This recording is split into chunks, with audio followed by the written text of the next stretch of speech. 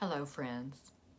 In the middle stage of his Alzheimer's disease, my husband Harvey would open the mail and then mark it up with heavy underlining and circling, and then put it in all sorts of places in the house.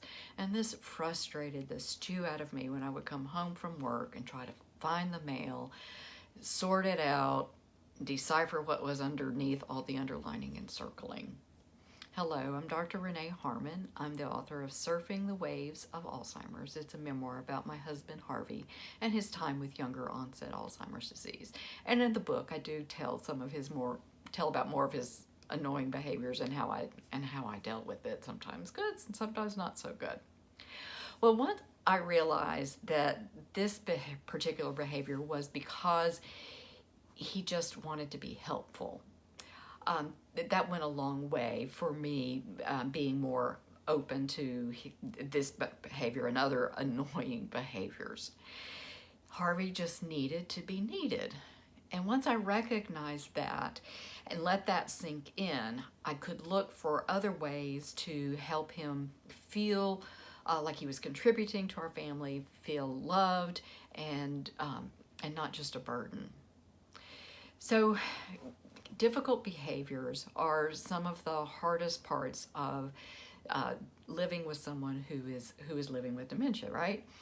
And it causes much grief for caregivers. Also sadness, anxiety, and frustration.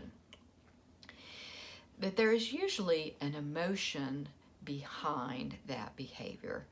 An emotion causes the outward behavior. And persons living with dementia do have emotional lives. They feel emotions. They just don't necessarily express them in appropriate ways. So they can even reflect your emotional state. So if you react in an angry manner, they will often reflect that anger back to you.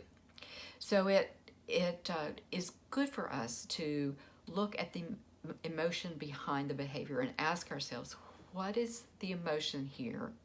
And then take it another step and say, what is the unmet need that is causing that emotion, which is causing that behavior? And that sequence, unmet need leads to emotion, which leads to a behavior, is true for all of us as human beings. If I need sleep and can't get to bed because I have too many chores to do, I get cranky. And when I get cranky, I get snappish at the people that I love most. Part of the human condition, the most basic need as human beings, is the need to feel loved. And also part of the human condition is at some point in our lives, we do feel unlovable. And that unmet need is expressed in a myriad of ways that can make us feel sad, nostalgic, a sense of longing, anxiety, frustration. But if we're self-reflective enough to recognize what's going on, we can learn to adjust and eliminate some of our more destructive outward displays of that unmet need. But persons living with dementia cannot do that. They cannot self-regulate and they cannot self-reflect. So it's up to us as caregivers and care partners to try to look behind the behavior at the underlying emotion and the underlying unmet need.